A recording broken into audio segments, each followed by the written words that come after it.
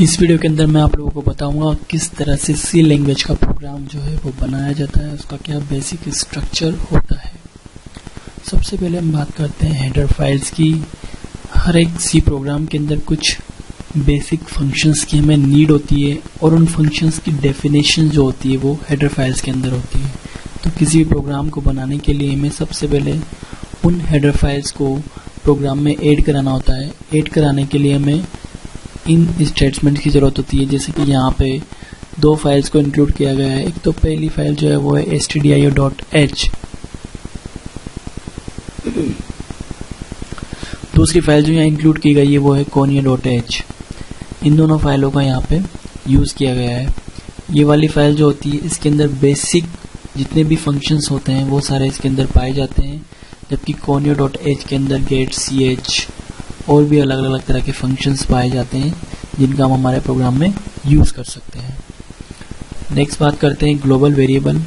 ऐसा वेरिएबल जो कि पूरे प्रोग्राम के अंदर कहीं पे भी एक्सेस किया जा सके, उसका डिक्लेरेशन हम सबसे ऊपर मतलब हेडर फाइल्स की जस्ट बात करते हैं। ये वाला जो पार्ट होता है ये ऑप्शनल होता है, आप चाहें तो इसको यूज करें ना करें। सेकंड होता है ग्लोबल फंक्शंस। ये भी इस तरह के फंक्शंस होते हैं जो कि हम पूरे प्रोग्राम के अंदर नीचे कहीं पे भी यूज कर सकते हैं। तो ये वाला जो हिस्सा है, ये वाला जो सेक्शन है, इस सेक्शन में हम ग्लोबल फंक्शन मतलब ग्लोबल फंक्शन का डिक्लेरेशन हम यहाँ पे करेंगे, जिन फंक्शंस को हम पूरे प्रोग्राम के अंदर कहीं पे भी कॉल करा सकते हैं, इस तरह के फंक्शंस को। नेक्स्ट बात आती है मेन फंक्शन जो होता है हमारा, वो एक ऐसा फंक्शन है जिसकी रिक्वायरमेंट हमें होती है हर सी प्रोग्राम के अंदर। मतलब मेन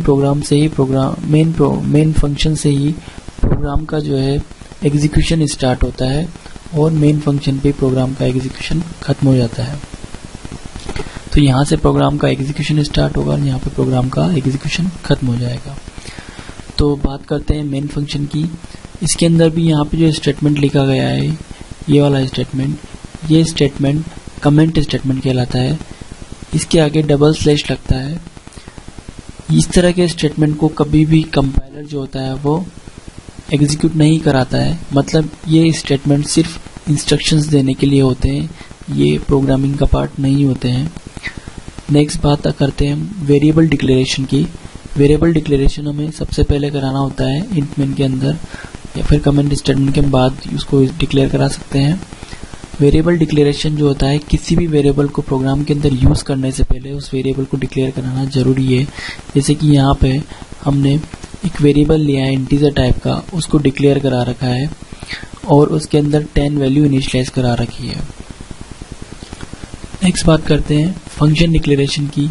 किसी भी फंक्शन को अगर हम मेन फंक्शन के अंदर कॉल कराना चाहते हैं तो उस फंक्शन को मेन फंक्शन के स्टार्टिंग में मतलब वेरिएबल डिक्लेरेशन के बाद डिक्लेयर कराना जरूरी है। नेक्स्ट है इनपुट आउटपुट स्टेटमेंट।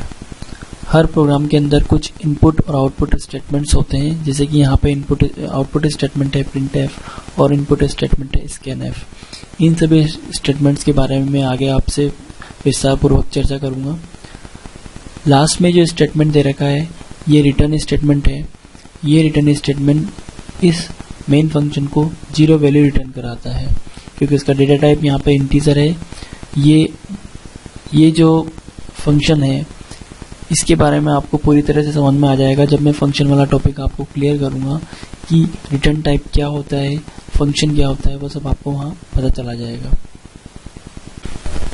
इसके अलावा ये जो पार्ट होता है, यहाँ पे और भी स्टेटमेंट आ सकते हैं जो भी हम प्रोसेस करना चाहें, कोई एडिशन, कोई सब्ट्रैक्शन, जिस भी तरह का प्रोग्राम हम बनाएंगे तो उसका स्टेटमेंट यहाँ पे आ सकता है। वीडियो को देखने के लिए मैं आप लोगों का धन्यवाद करता हूँ और उम्मीद करता हूँ कि इस तरह से ही आप मेरे प्रयत्न को प्रोत्साहित करते रहेंगे और मेरे चैनल को सब्सक्राइब करना ना भूलें, ताकि आप मेरे ज़्यादा से ज़्यादा लेटेस्ट वीडियोस को एंजॉय कर सकें। Thank you.